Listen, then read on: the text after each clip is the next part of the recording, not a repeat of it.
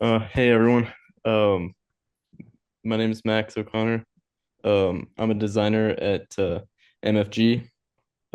We do a lecture series here called Ellipsis Lecture Series. This is the fourth. It's fourth, yeah. It's the fourth lecture this season. Today we have Zeke and Jonah from Constant Practice. Um, I know them personally. Um, yeah, we've talked before, design a little bit for them. They collect clothing. I'll let them explain more about themselves and what they do with their practices. Yeah, I mean, I'd say, yeah, first and foremost, we're a vintage clothing store. It's probably predominantly what everybody knows us as. On top of that, though, I'd say it's more of I mean, you could say kind of a mood board or Pinterest board or whatever, um, in terms of, product design. Interesting and unique product design, I think, is the main thing people kind of come to us for, whether they're actually buying something or not. The main attraction, I think, for a lot of people is just, you know, they want to see something interesting that they've never seen before. And that's usually what we kind of bring to the table. And that has changed over the years. Since even when I initially started, it wasn't anything that it is now. And that's kind of going to be a little bit of the theme for the lecture and the discussion is kind of the journey I've taken and we've taken, from doing it for 8 to 10 years, kind of how it's progressed, from where from where it was to where it's at now, and kind of what we're thinking of doing in the future, and kind of how we can move forward with that. Um, so I don't know what Jonah or Max said about me at this point. Nothing. So just a little background. Let me share my screen actually.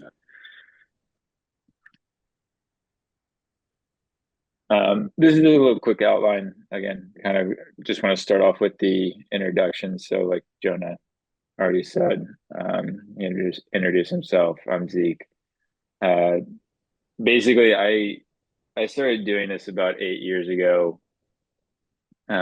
just on my own, looking to get into clothing, and tried a couple different ways to get into the industry in a sense.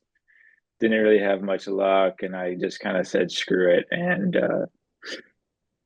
figured out how to buy and sell stuff online, which was, at that time, vintage was a little bit new and all that. So it was kind of a good time to get into it. It's right around the 2014 to 2016 era is kind of when I started to get into everything. And I initially started on Grailed selling stuff, and it's just kind of gone from there. In terms of my history or my schooling, I don't have any schooling experience in clothing.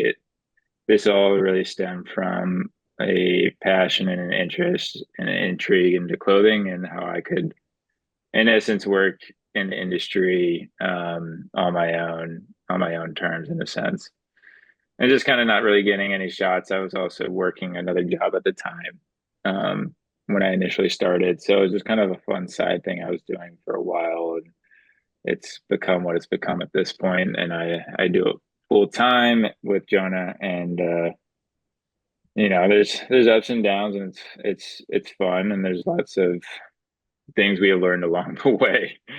And that's kind of what the uh, call today is about, is kind of going through the journey a little bit, and how it's changed over the years, and inflection points that have occurred and kind of shaped how the store became what it is now. So that's what we're gonna do. I'm just pulling up the Instagram and trying to get it to go all the way to the bottom. There are quite a few pieces of content that we have, or content, um, quite a few pieces of clothing that we showed off over the years, and it's really funny looking back on it now to see how it's changed so much, and honestly, for the better. Hence the name. If we weren't kind of evolving, I don't know. The name rings too true anymore. Um, but it it's always been kind of a it's I should say it's always been a personal exploration into product design and whatever I've mainly been interested in or what's kind of caught my eye. There's a bit of personal taste to that, of stuff that I would wear, or there's also some stuff factored in there in terms of like what we think people would want to buy as well. So there's a little bit of a spectrum to the buying. I'd say if it was 100% personal, it would be a lot, a lot more toned down and selective. And that's, I guess you could say, more of the stuff that I keep and wear personally is more of like my personal taste, very honed vision of things, where the store is a bit broader and kind of touches on a lot of different things. And the goal is always kind of to be focused on a specific aesthetic or a couple list of brands that we're really into at the time, and kind of deep diving into those, because that's when you really start to figure out um, the very interesting stuff about those brands and why they were good, or you know the best is when they're very unknown, or yeah, pretty much unknown, but there's quite a bit of history to some of them, and they were just forgotten about due to time. But the product quality is absolutely phenomenal. I mean, I know Max likes Mandarin and Duck a lot, as do we. It's one of those where it's a very brief period of time when they were making and producing clothing, but when they were making it for a few years, it was insane. I mean, compared to a lot of the stuff that's made today, I mean, it's wild. And the difficult thing about the Mandarin Duck stuff is that um, it's pretty hard to showcase online, over the internet. Whereas if you see that stuff in person, it's really kind of the big selling factor, I think, for that brand, where it really shines. So there's some pros and cons to kind of doing what we do 100% virtually. And we're looking to actually do some more physical activations or events to, kind of get people some more insight to some of the stuff that we have, and try it on, have that kind of experience. Because I know, I mean, for example, Max has been in the store or in the studio, showroom, whatever you want to call it, a few times and seen some of the stuff. And it's definitely much more engaging and personal when you get to have that interaction and discussion one on one with us or whoever it is, rather than just like looking on it on Instagram or the website. Um, so it means I'm almost there. It's taking quite a bit for me to get to the bottom of this feed. I started this in Hoboken and, like, I don't know, 2016-ish, kind of just selling on Grail or whatever. Um, I remember selling. If I told Jonah this before. I remember the first time I sold something on Grail, and I was like, "Oh, I could make money doing this." Like, if I don't wear something, if I don't like something that I buy, I can always just, you know, sell it, move it, and buy something else that I like. That's a little bit of how it started. Okay, we're at the bottom, everybody. Um, so yeah, the Instagram account started in about, well, let's just look at the post. 2017 is the first post. And I started the Instagram account because I had been selling stuff on Grail for a while, and I had reached out to the Grail team. I had some contacts there, people who worked there, whatever, and pitched them the idea of like doing this small little capsule collection of a bunch of Kevin pieces over the course of I think it was like 20, it was Cavent from 2011 to like 2016. So it's kind of like a miniaturized version of what we do now, right? Like right now we do like bigger hauls from brands from the 80s and buy a lot of stuff and then show it off and sell it. This is kind of the initial test model, I guess you could say, of kind of how we operate now. And this is based off of, at the time, a lot of the archive brand stuff that people were selling were stuff like Helmut Lang, Raf Simons, Undercover, Number Nine, and stuff like that. And it was really, the David Kosovat type of archive stuff. Um, so I was kind of looking at that stuff afar, but I wasn't really into it, or it was just too expensive for me. So I was really into Cav Empt at the time, and I still am. I still like Cav a lot, but it was just something I was really into at the time. And, I just decided to collect some of the hardest, rarest pieces to find at the time from the brand of what people really sought after, and put a little capsule collection together with Grailed, and did an article with Grailed, and we called it the 20 days of Cav Amp, because it was every single day I just posted a new item at Cav that I really liked. And then it was released on Grailed at the end of the 20 days. We had a little write up. All the products went up on my Grail account, and we sold them through there. So funny enough, after that happened, well, real quick, we did a whole editorial and all that stuff, which we never do now. But it was pretty fun to do, looking back on it now, and it just kind of kicked everything off. But basically, it's basically these posts and these editorial, and then after that, I actually stopped for about 6 months. I got engaged to my wife.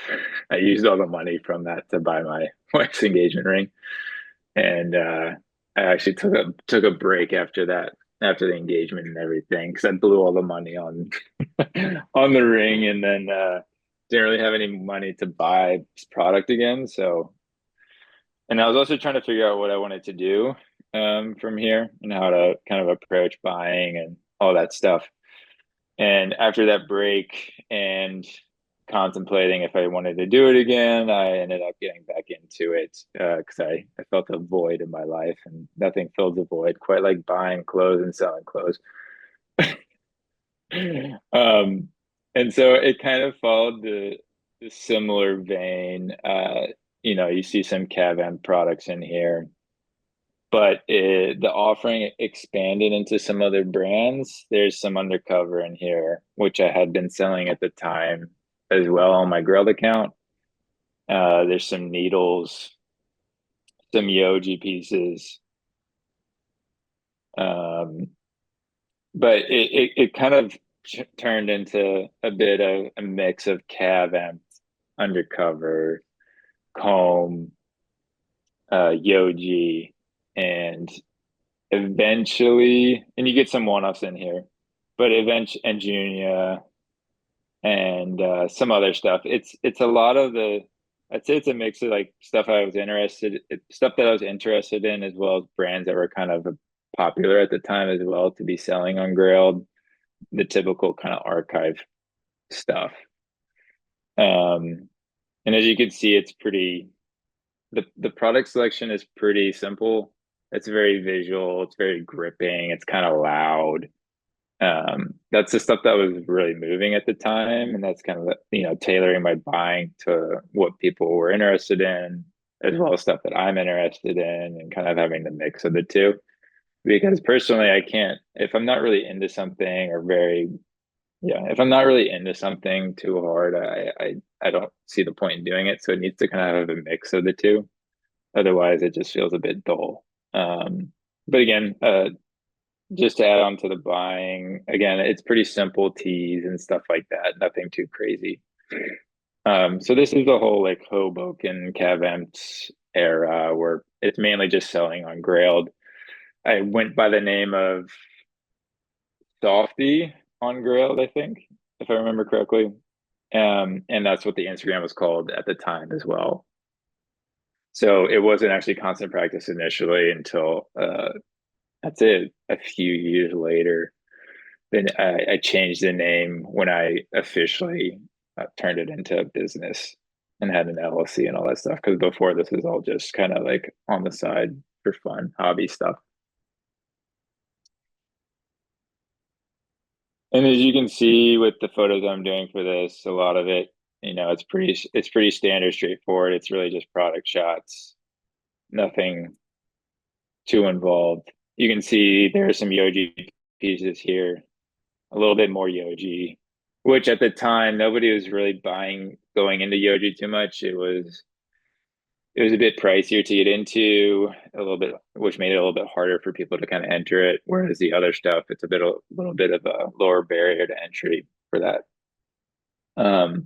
But it's at this time where I'd say the store, the account really started pushing more Yoji, Issei, and comb stuff heavily than the cab, the undercover, um, and all that like typical archive stuff from that time. And this is when nobody was really pushing the Issei or Yoji too heavy in America. It was a lot of just, the typical helmet stuff. So kind of positioning the account a little bit differently than what people are typically buying. And that's kind of been a theme, from then and even onwards now. It's always kind of what's the next thing that we like? What's something what brand is somebody not really paying attention to and should be paying attention to? What's the design language? Is this something you see every day, or do they really have a perspective on what they're going for? And I'd say the whole design perspective thing, the focus on that doesn't really we don't really get into that in this era. This is more just, I would say, along the lines of supreme buying in a sense. It's just like rare pieces, coveted pieces, type of buying. Um, so it's a little bit different. But again, it's the process of figuring it all out. And probably one of my favorite quotes, sayings that someone told me one time, or what someone told me one time, was that the best way to kind of go about doing this is really just to buy it and see it in person and make your decision from there. Because you can look at stuff online forever, but until you really get it in person and see it and kind of start to build it up and know, um, once you get it in hand and kind of like if you're trying out a new thing, you really just got to kind of like buy into it and test it. And then from there, you can make your decision in terms of like where you want to go with it. So yeah, so this part of the account, we're getting more into like Junior, spring, summer 2005 stuff, which it's very loud. It's got a lot of pockets, very visually gripping. The jackets can transform into other or into a bag at this point. So there's a little bit of that modularity aspects coming into play with the buying. Um, and then you start to see so some more like mini collections of stuff as well. You get the comb set here, which is wild. This is all made of old tapestry stuff. And then you got the matching shirt and the matching pants. Um, Again, the account's a little bit kind of all over the place at this point too. It's focused on a few brands, but it's a little bit all over the place. Um,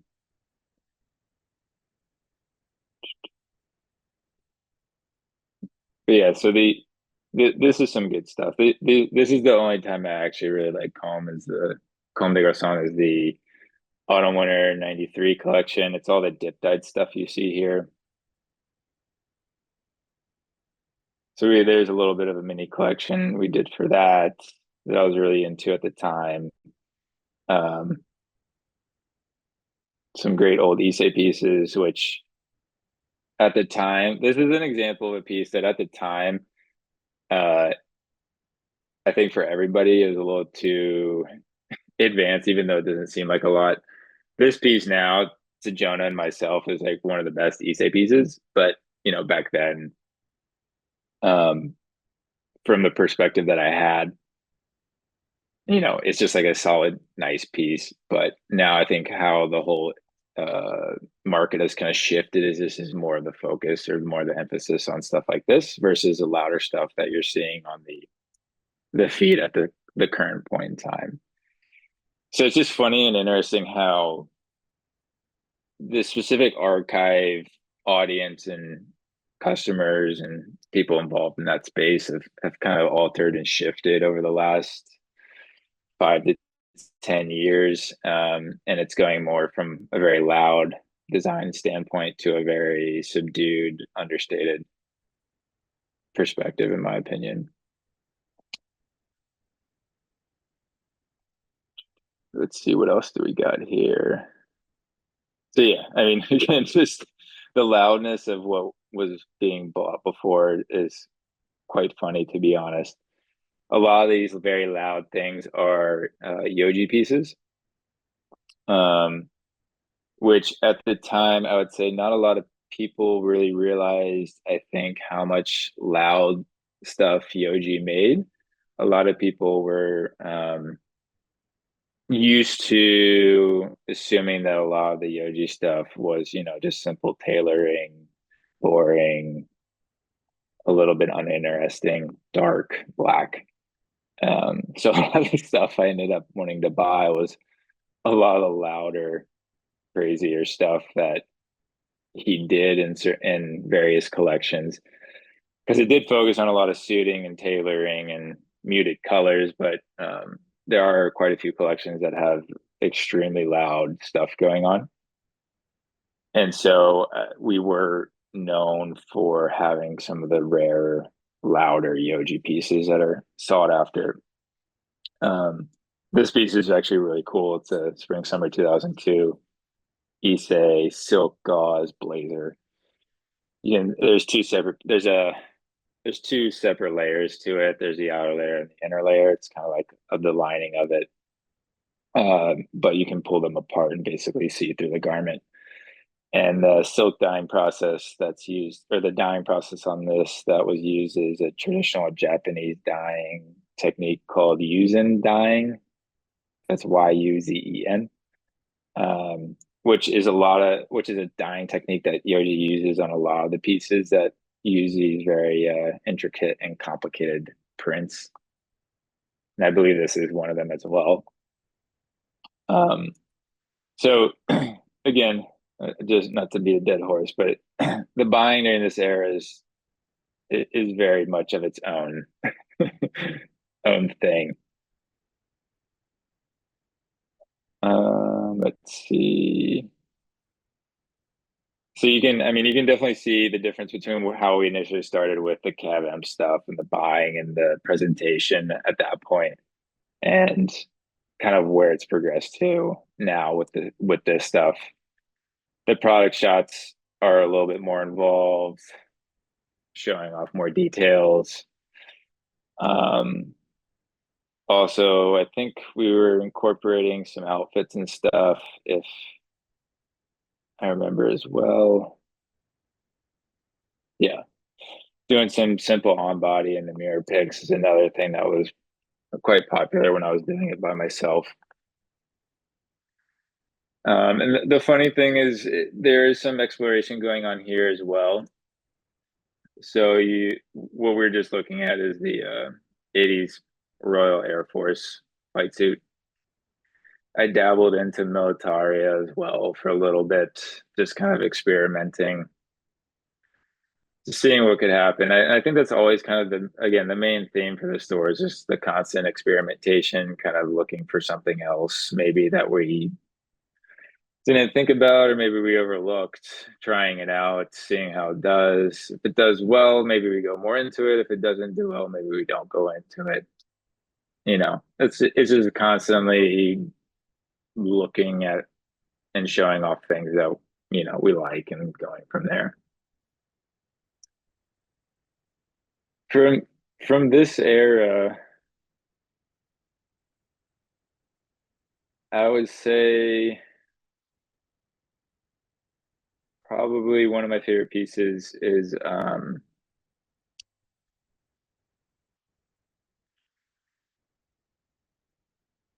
This is a tough one. I would probably have to say at the time getting one of the Yoji leathers was a big deal for any of these very nice Yoji swing tops.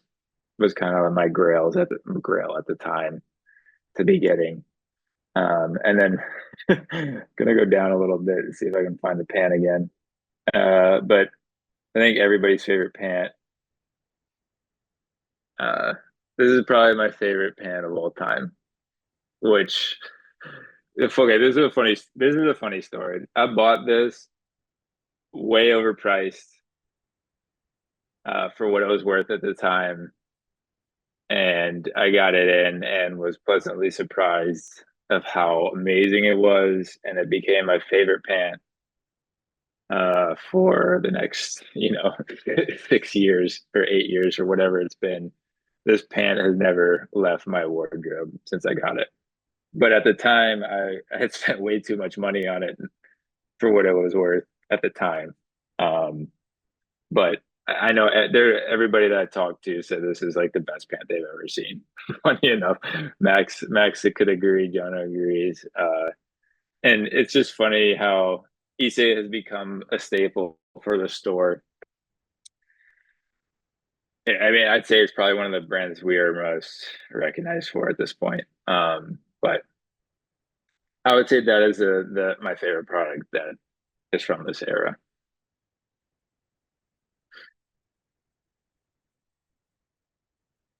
So let's see if we can get out of this era a little bit and into another one.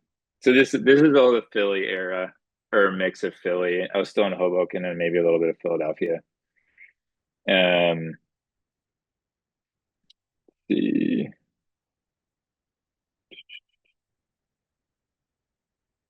Okay, here's a good little spot.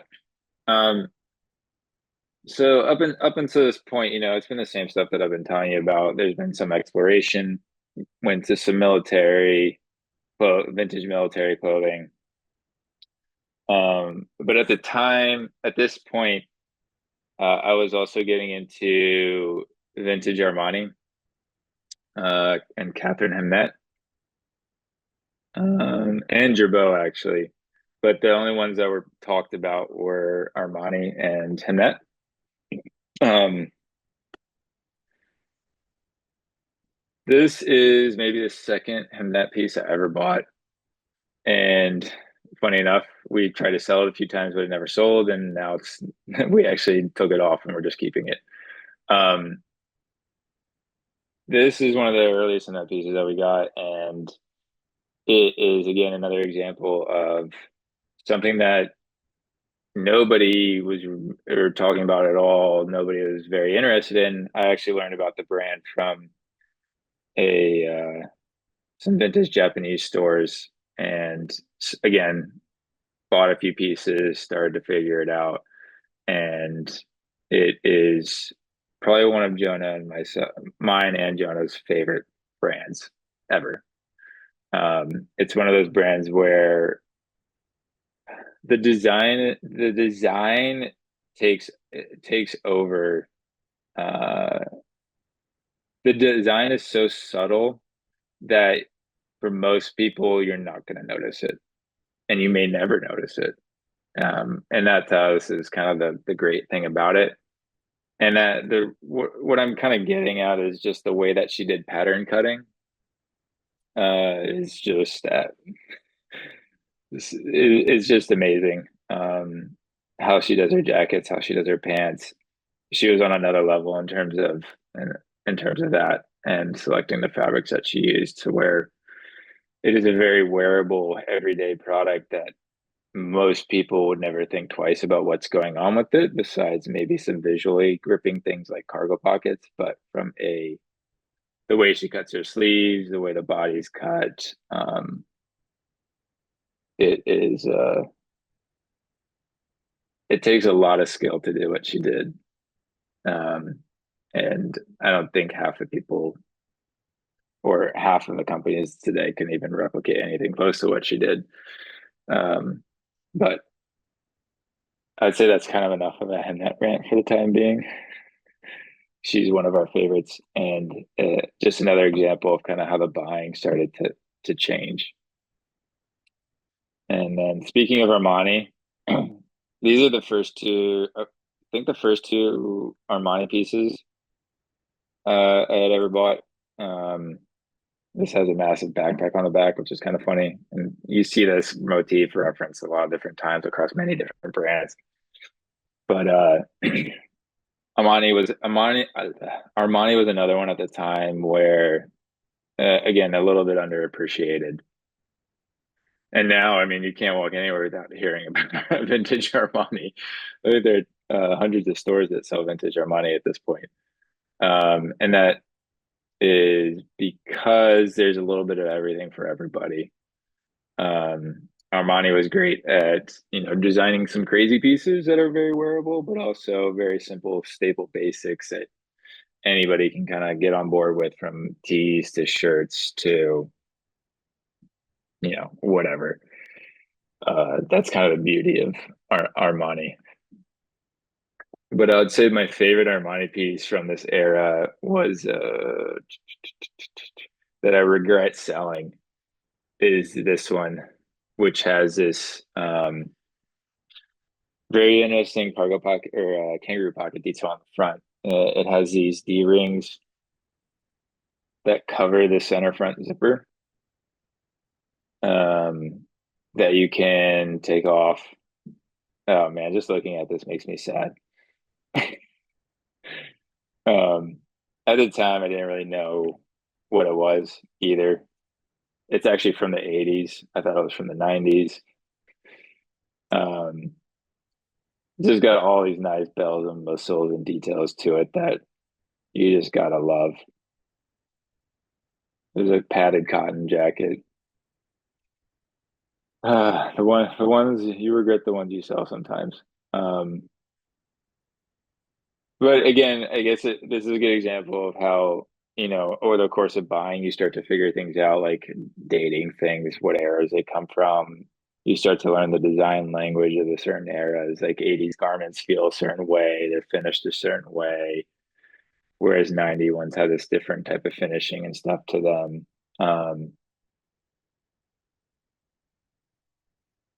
I would say at this point, this is when the interest in my interest in what I was buying changed, and going it went from going it went from buying loud archive type products to focusing more on products that have a bit more of a subtle design to them. Um, this is at the time as well when I was getting into Mandarin Duck, which this is probably one of the first MD pants that I sold in the store. Um, and these I actually flipped inside out just to show the paneling that was done to them. They're quite complicated to do. And but from the front, from the exterior, it doesn't really look like there's a lot going on, right? Everything kind of looks a little bit subdued. But when you look at the details, that's kind of where it shines. It's made of a cotton moleskin fabric. You have all these nice paneling and darts going on. And then on the back of the knees down here, they have these cutouts, which has this nylon fabric behind them. So it kind of has like a reverse articulated knee. Um, and yeah, as this person said, the Super Modern Wardrobe book. So a good recommendation for anybody who's looking to kind of get more into design, or a good reference book for design from a clothing standpoint. The Super Modern Wardrobe book is actually one of the books that I had purchased and was looking at the time for you know other weird stuff to buy. That book showed me, introduced me to kind of the world of Mandarin Duck. At the time, there wasn't any information about the brand online, and I had bought that book to basically find out more about that brand. And the other brands include brands like Samsonite, which you see in the store, Vex generation. I'm trying to think of what is there another one, Jonah? I'm trying to think if I'm forgetting one. I think Vex, Mandarin, and Samsonite are like the biggest ones. There's other brands like Final Loam and CP Company that are in there as well. And we did get into buying some CP Company, but it just never ended up kind of going into it far enough or deep enough and kind of lost interest in it. So here's an example. Here's another Armani piece everybody loves. This is the suspender bomber from 90, I think it's autumn winter 93. Here's an example of some Vex bags, you know. Again, this is stuff, a lot of this stuff is stuff nobody's really talking about at the time or really selling. So we're basically kind of creating our own little niche market of stuff that we like that nobody else is really selling. And I think that was kind of a big driver into why people were uh, into the store as well, because we kind of always kept the selection and offering varied and different, new and atypical from what a lot of people were doing. So there's this constant exploration into different things rather than just kind of staying stagnant and honing a specific aesthetic. And I'd say the one buying thing I've always kind of done differently is I buy pretty heavily based on brand. A lot of vintage Japanese stores buy based more on aesthetic. And that's it. That's kind of the difference between Western and Eastern buying tendencies. The Japanese tend to be a bit more open to everything that they buy and not really focus on brand. It's more just purely based on design. Whereas I was focusing more on buying based on both. So buying based on brand, but also the design from the brand. So we don't buy everything from that brand, but just whatever we think is good or interesting to us. And, kind of doing that way. Cause I think US buyers tend to be a bit more brand specific than, uh, Japanese customers or even European customers would be. Um, let's see.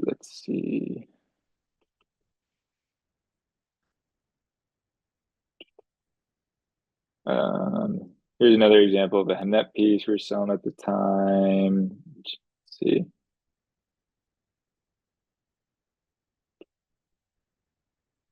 And yeah, I mean, I would say that's kind of the theme for this era particularly is starting to introduce some Armani, a little bit of Hemnet, maybe some Mandarina Duck. I'd say it's around this time was when the brand changed names to Constant Practice. I think it was like 2019, ish. It was 2020. So I think around 2020 is when the brand changed names to Constant Practice. Um,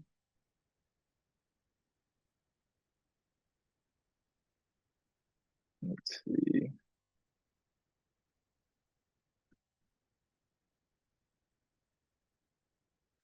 Okay.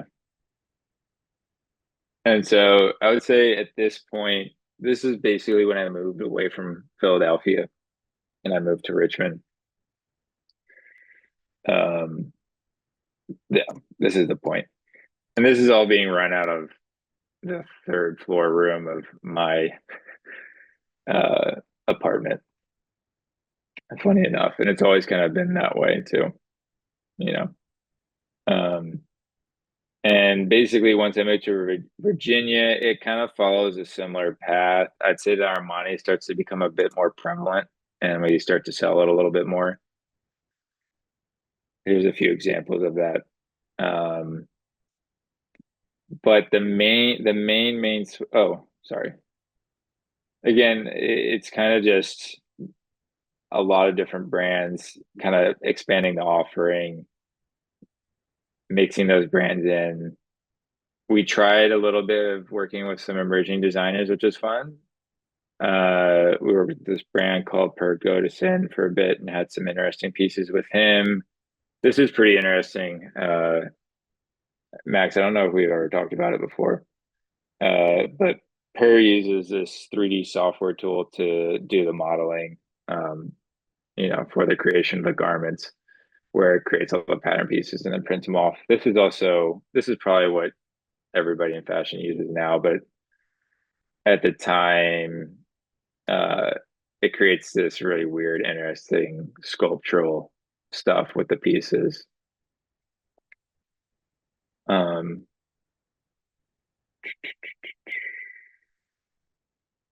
okay, let's see. During this time, this is when I'm still working. I'm working from my house, out of my house office, my home office, and again, there's kind of some exploration going on. I would say the main exploration going on during this phase is doing some videos, which this isn't when reels are not around right now. TikTok may have been around, but reels weren't really around. Their Instagram was kind of pushing videos, and I tried it a few times, and some of them did well, and it's just kind of funny to see how, doing this a few times and then reels become a thing, and then we basically go pretty heavy into doing reels and showing off pieces that way. And it's right around this time where we actually moved into the office that we are in now. We've been there for about 4 years. Uh, it is in a old, massive family mansion from built in the 1915. Um, we're in the the one of the son's old rooms, which is why we shoot everything in the bathroom, funny enough. But it the space was very important to me to the space finding a space that really worked for what we were doing was extremely important to me because we actually had never had one before. Again, I was always out of my office or whatever at home. So finding the space, this finding the building, finding the space, having the whole like aesthetic be something interesting and unique really meant a lot to me, and it kind of unknowingly kind of forged a path forward for the store for the next 4 years, honestly. Or it set the stage really for the next 2 years in terms of when the store and everything kind of really exploded. And um anyway, I could go on and on about the building. The building's phenomenal. But back to products and design and stuff like that. Um, we are now in the office in the branch museum. It's actually a design office. Sorry to get back jumping back to that, but it's actually a design museum as well. And it's just even more fitting that we are in there now. um, so you can see here some of the initial bathroom shots we were taking. These are some test shots we did.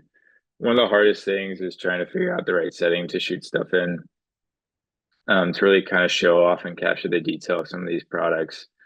Up until this point, a lot of the stuff has just been shot on flats on the ground, which had been working at the time. But being in the new space, trying to find a setting to use constantly uh, was very important. And we eventually did find it, which is a classic bathroom shot. I think everybody knows this for at this point. Um, but again, it's always just kind of a lot of what we do is trying to do everything as simple as possible for the most part with as little effort as possible. um, and in terms of the buying from this era, this is when some Mandarin duck starts to kind of get introduced. And this is actually when Jonas started as well. And this is the big shift, like the big shift, I think, from the Philadelphia era and early Virginia era into basically focus. The store really starts to focus more on functional clothing, functional design or functional clothing from a design standpoint. And I think some of that had to do with, you know, social media also impacting kind of what we're doing inadvertently or how we showcased it. I think it's more how we showcased it initially, where we had reels now, and um, it was honestly the best way to show off some of these really functional designs, like this Mandarina egg cell pocket, which is probably one of the coolest pockets I've ever seen. Even after showing it off 4 years ago. Um, the work involved, the design involved, the thought process involved to do that stuff is so wild, and there's a reason nobody does stuff like this anymore. For this particular piece for Mandarina Duck, a lot of their fabrics were proprietary. They made their own fabrics. Which for a small emerging for a smaller brand, that's a lot of R&D and work involved to do that. And then on top of that, you're doing your own creative patterns that are unique. And on top of that, every piece of hardware is unique and designed specifically for your products. You have custom hardware going on. Um, Again, Mandarin is one of the most underappreciated brands I think there is in terms of what we sell. Um, so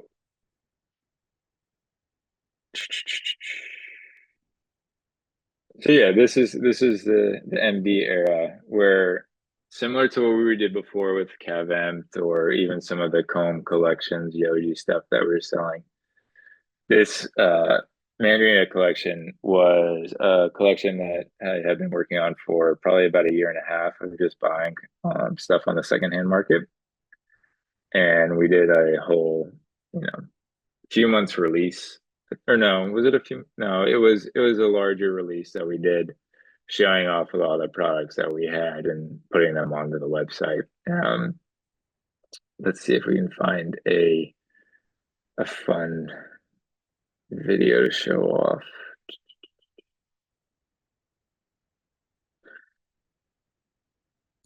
Here's an example of a video format we were trying to do. Um, a lot of this stuff is. I don't know why it's not loading. Let me see if I can find another one.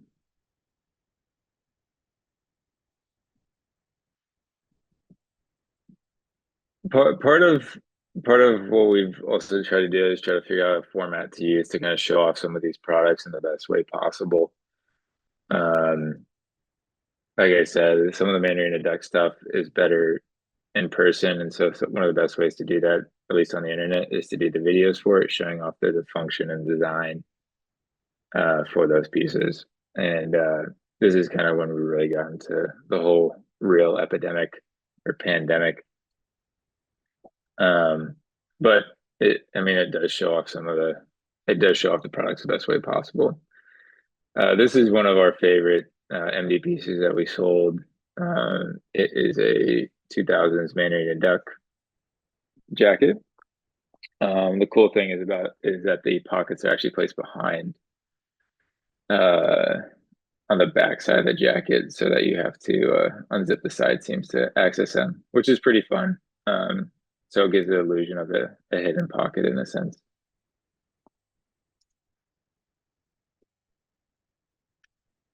The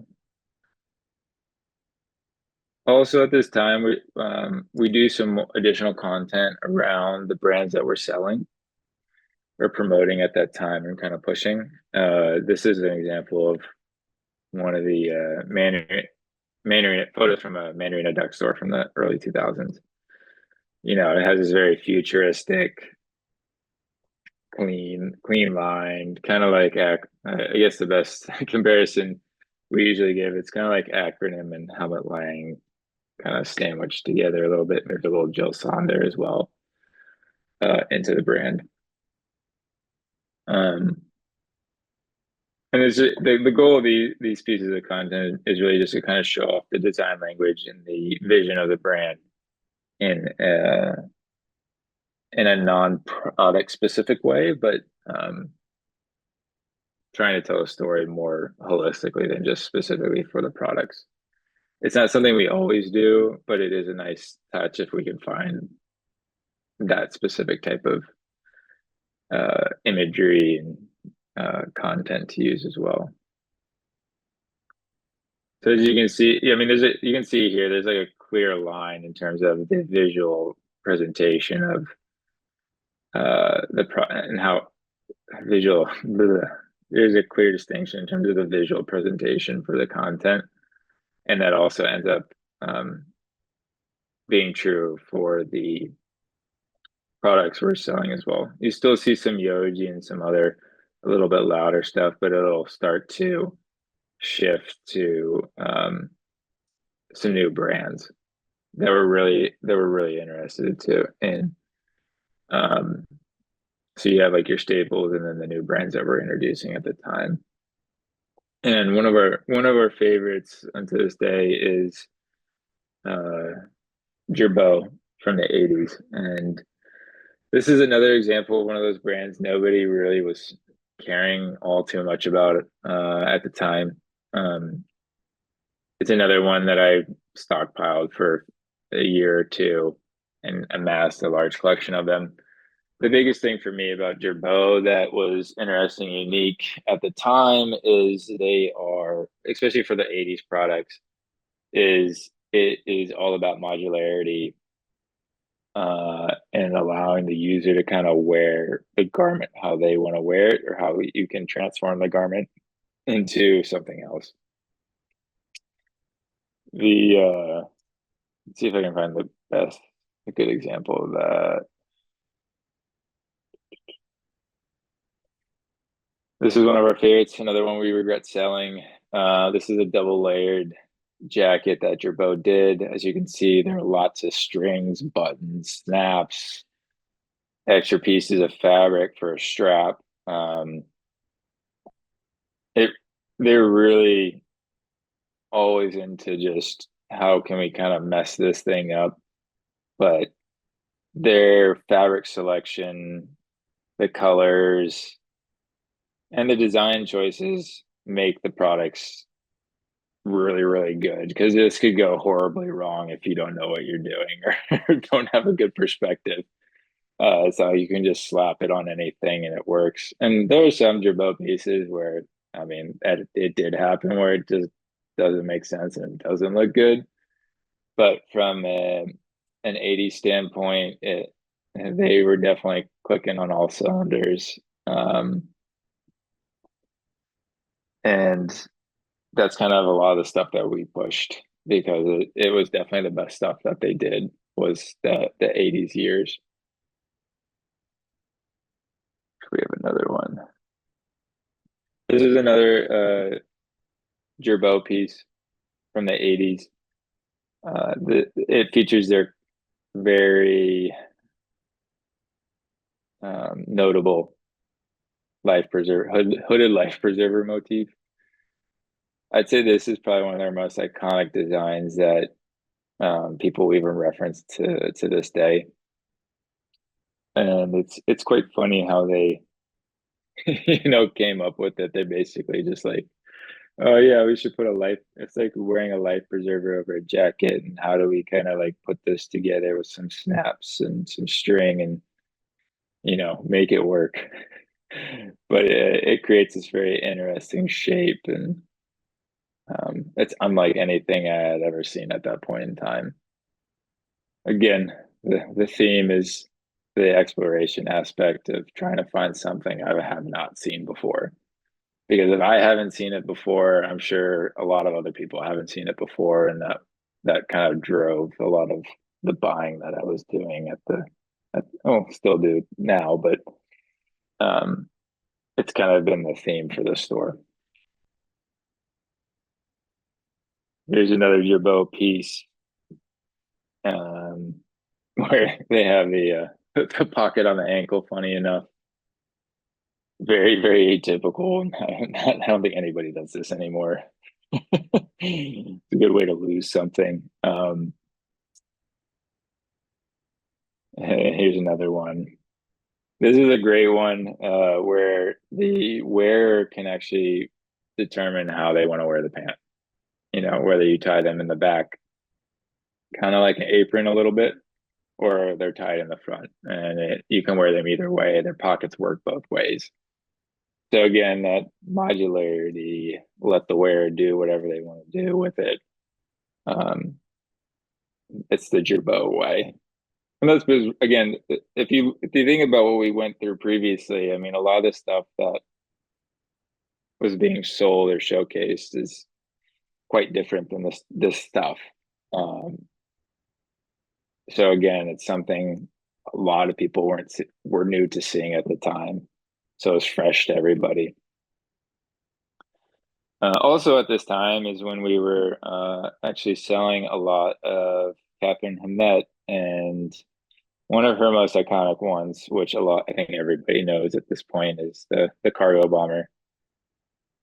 Um, Classic cargo bomber. Ralph Simmons referenced it. I think Bonneville, which is one of Massimo Ossi's lines, also reference it as well. It just has this very iconic cargo pocket structure to it. Um, but honestly, let's see. This is probably one of my favorite Hemmett pieces that we sold. Um, Again, you can see just kind of how the sleeves hang. There's a lot of volume and articulation going on and curvature to it because you can't get a lot of jackets to hang like that unless you're really messing around with it. But even if you're messing around with it, it's very unlikely you're going to get that kind of shape and volume to a lot of this stuff. Um, Another brand that we're selling at the time is Samsonite, which is a little similar to Mandarin Duck, but I would say a bit more gimmicky. Mandarin is a bit more contemporary, clean, and very Jill Sander-esque kind of vibes, whereas Samsonite stuff has a bit more gimmick to it. I would say the quality's good, but Mandarin Duck is definitely a whole lot better. But again, it's another similar brand that is actually from the Super Modern Wardrobe book. Let's see. Here's an example of a Armani product that kind of flirts between, a functional product and just like classic Armani. You get the dual zip denim. Um, so yeah, I mean, you can definitely see from the feed that the product selection has changed quite a bit. The feeling has changed a lot. It's much more subdued, a bit more classic or traditional in a sense, focusing more on design. A lot of these garments reference military clothing, is another big thing. So Hannette is more traditional in terms of the references that she's using. She's typically just tweaking patterns, fabrics, and uh, maybe pocket placements and things like that with a lot of the military references that she used. Like this is based off of a MK3 jacket, which is a British jacket from the military in I think, don't quote me on this, but I think it's from the 70s is when it was introduced initially. And the reason she kind of references a lot of military clothing is because she was an army brat. Um, but what she did really well is taking those military garments and elevating them to a very functional wearable status for the everyday person, not for, military clothing per se, but just wearing this jacket, wherever you want.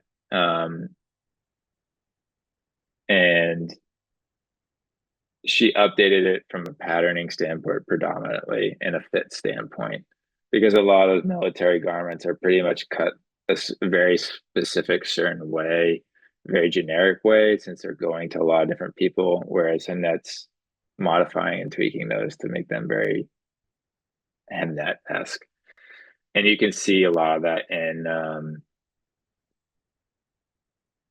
some of the other jackets she does. There's a lot of volume, there's a lot of shape. It's very structural, but not in the sense that you can't move in it or it feels too sharp. There's like a softness to the structure that she's doing. It's very anatomical in a sense in her own way. And that's really the beauty of him, that is it doesn't look like a lot's going on, but there's a whole hell of a lot going on to it.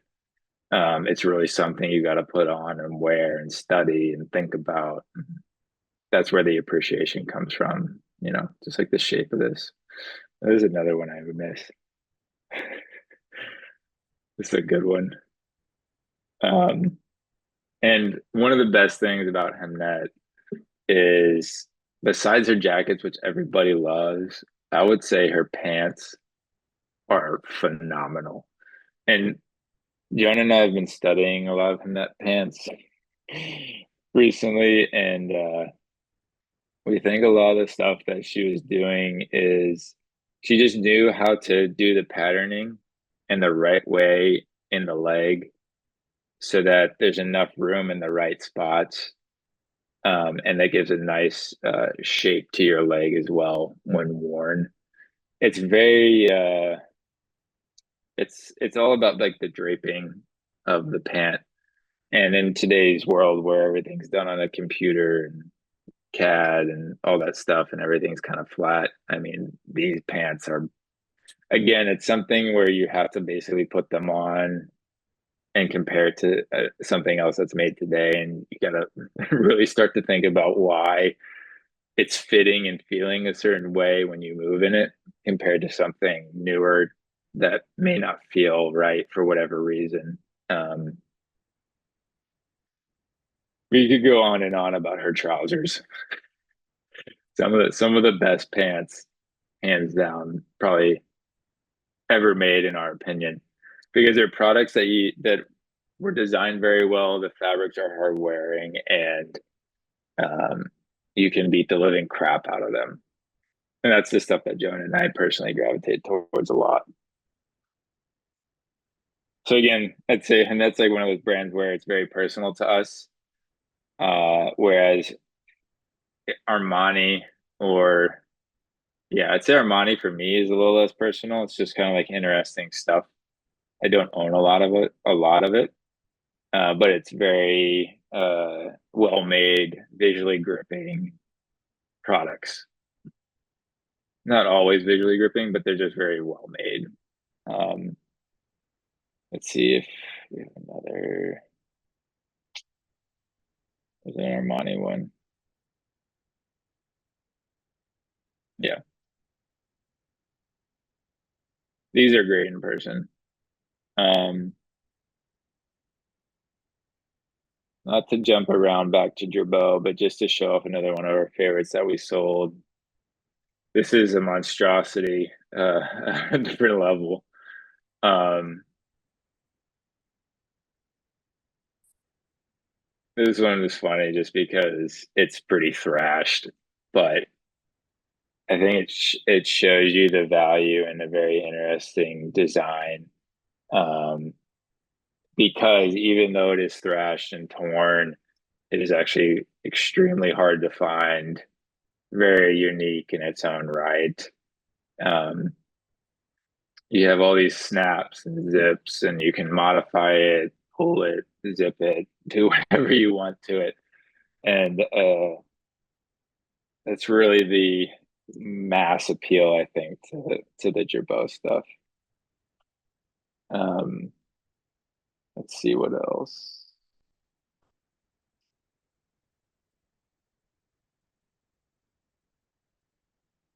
This is one of our favorite Armani products, actually.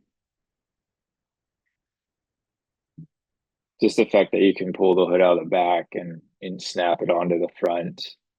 Not only is the design, the gimmick aspect of the design very interesting and unique, but the actual fit, construction, quality of the garment is, you know, bar none, very, very good. Um, and so these products are like the pinnacle of design to us, where it ticks all the boxes. You have a very interesting kind of design elements, the fits right, the colors right, all that stuff. Let's see,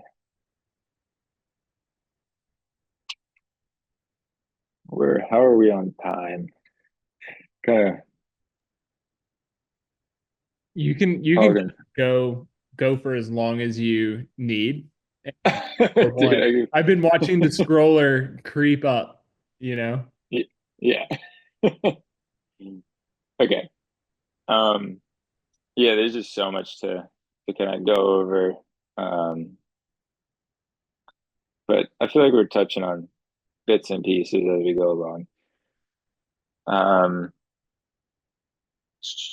so this was very kind of heavy focused in Armani and Girbeau. It was basically every week we were alternating between one of the brands and dropping about 15 to 20 products and kind of providing people with a lot of stuff from those brands.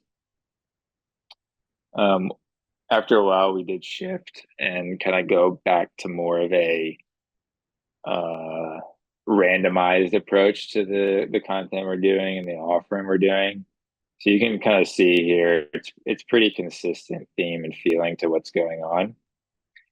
And then right about here, the content direction, the product offering kind of reverts back to being more exploratory into different things. So there are some other brands in here like Bernard Wilhelm, which is a 2000 designer, German designer. Um, Kind of feels a little bit like Girbeau, um, maybe a little bit like Issei or Armani, I should say, a little bit like Armani, maybe.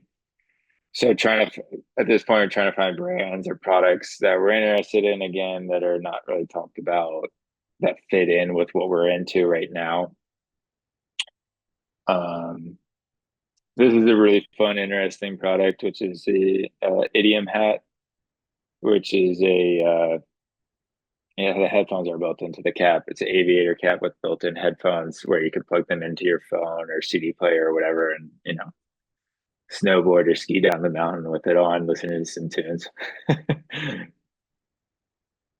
So again, there's always a variety to whatever we're doing. There's some consistent things. There's some variety. It's never very stagnant. This is a fun pair of Issei glasses that transform. They fold up like a transformer. Decepticons. Lots of fun stuff. Um,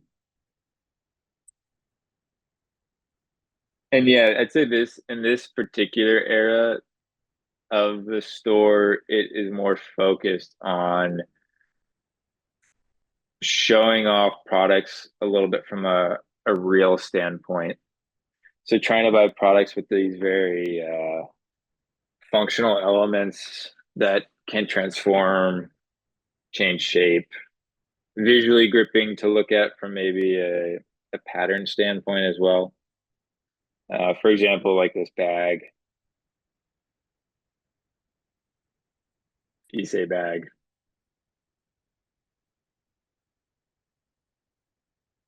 But again, it has this like very grippy element to it. This moment of like transforming into something you didn't think it would do. Uh, this era is kind of really heavily focused on garments like that. I mean, this the drawbridge comes down.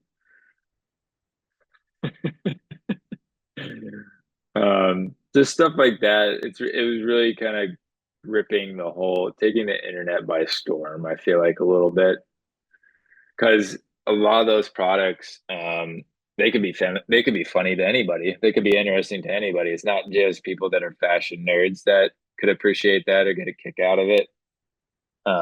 You get regular Joe Schmoes going in there seeing it and being like, what the hell is this thing? And commenting or doing whatever. Because again, the design is so odd that anybody could kind of get into it.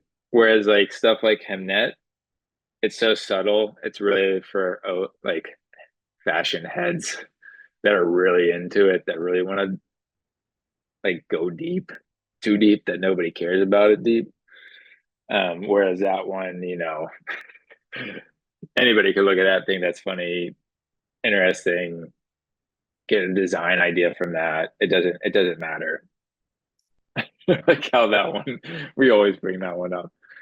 I feel like that was this is also probably the very first viral thing we ever did as well from a social media standpoint. I think of another one. It's another visually funny one.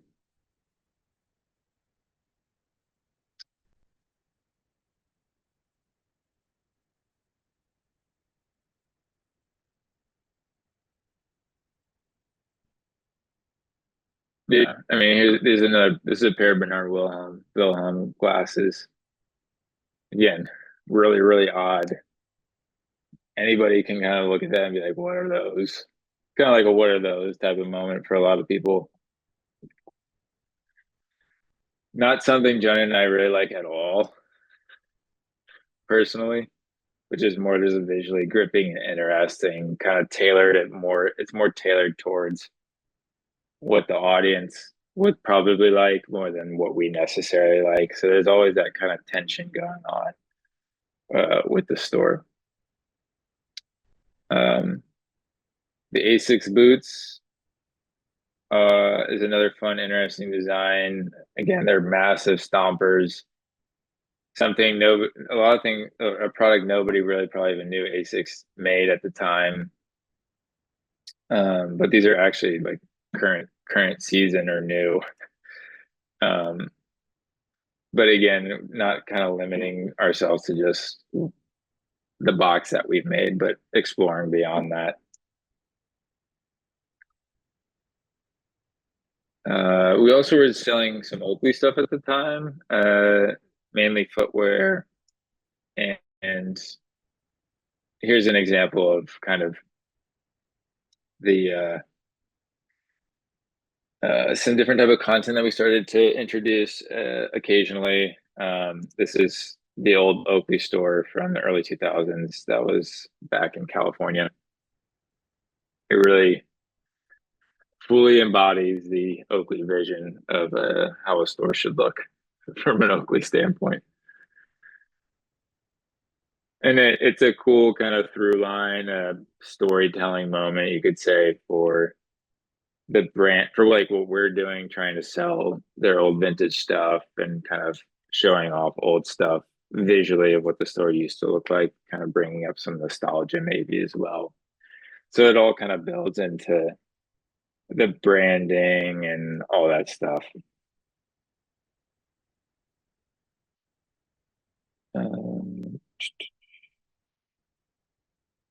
Yeah, it gets pretty random throughout this era. There's a mix of basically everything we've kind of talked about it up until this point, and we're just randomly putting stuff up every day, different products from different brands. So you're always keeping this variety really fresh. You're getting a lot of different design perspectives going on at the time, which is fun.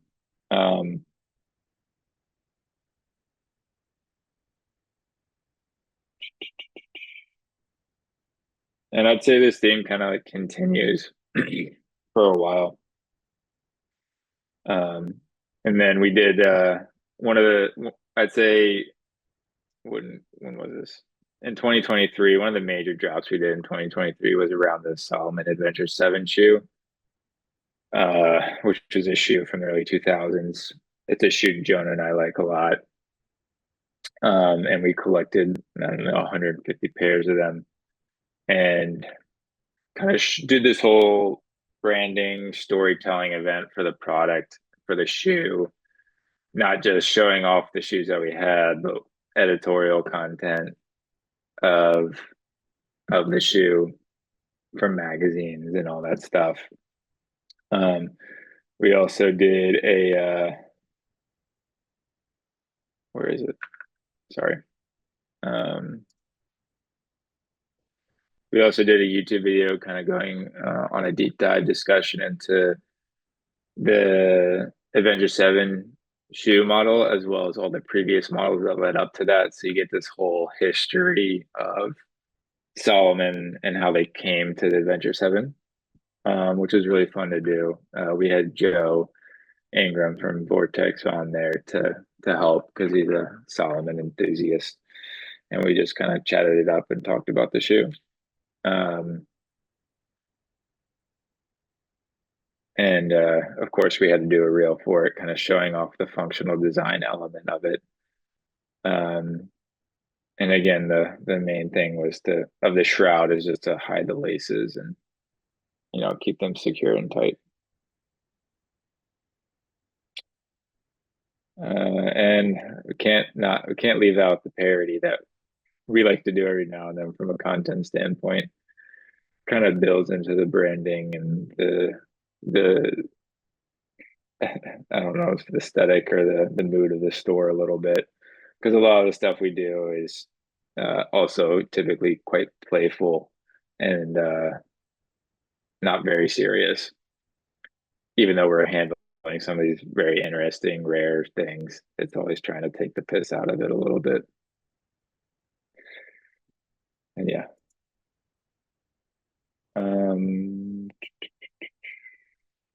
And yeah, so like through that whole process of buying stuff, we also ended up starting to getting into making some of our own products. After years of buying a lot of stuff, seeing some really good stuff, trying our hand at making stuff, which is very challenging. Fun, but very challenging. And yeah, we've been kind of going at that recently, but we can talk about that more towards the end. Let's see.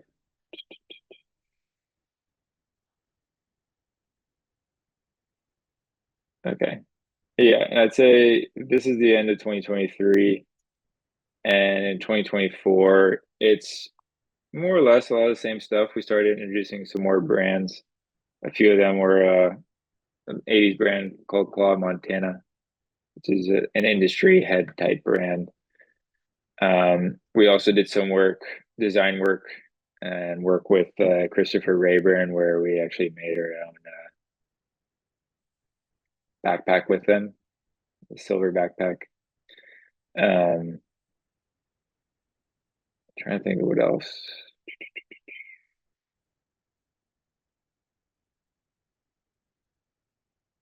Yeah, here's the backpack.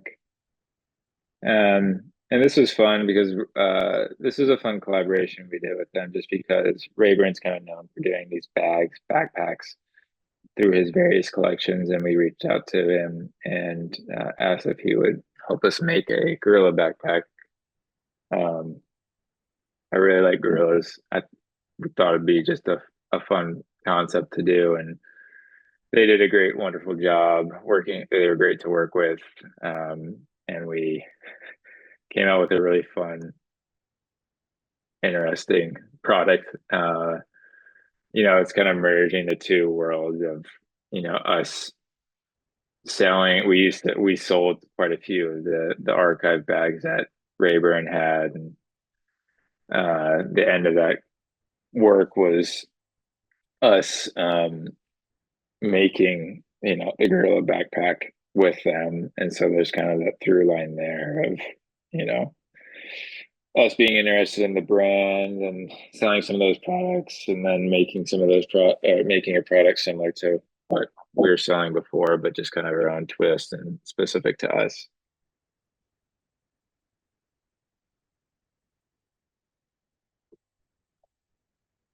Let's see. Another brand we introduced at the time is a rare old Canadian brand called Parachute. very interesting, very sculptural, structural, but more from a hard angle standpoint, kind of similar to Hemnet, but just more angular, a bit more Eastern influence than the Hemnet stuff, but still very good from a pattern making standpoint.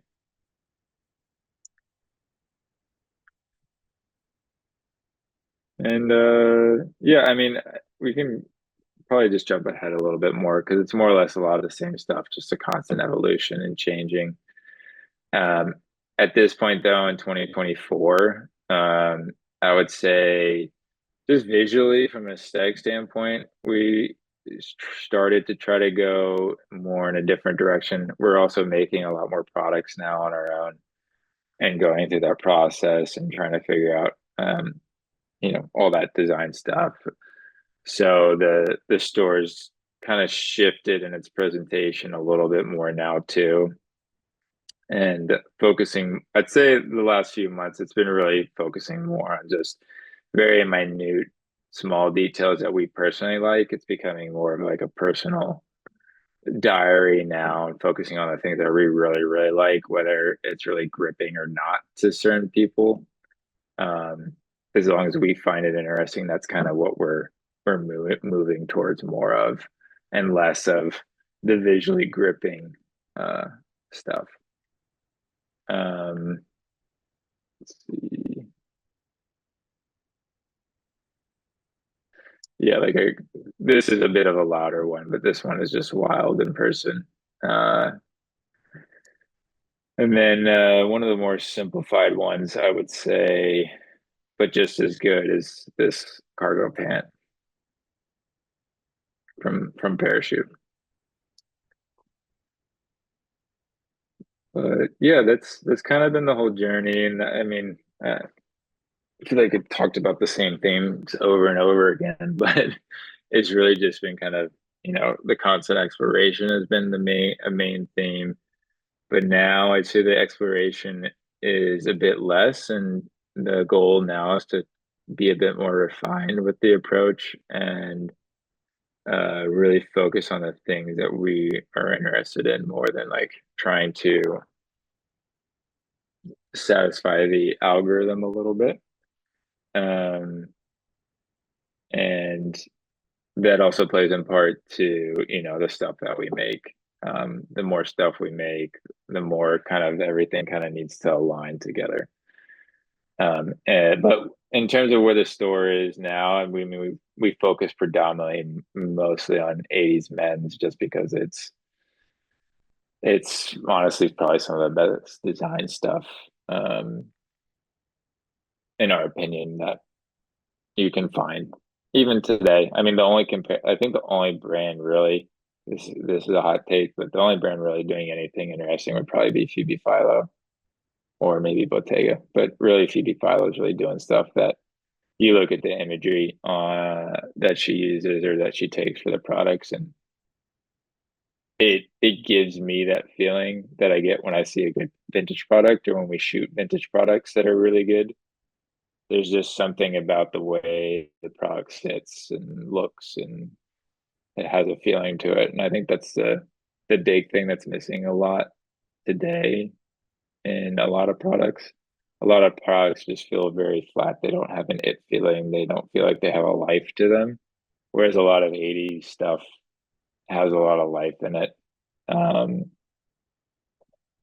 and I don't know if that's just because of the time that it was made in or the time we're living in now, but um, the 80s definitely has had like a large impact on, everything that the fashion industry does even now.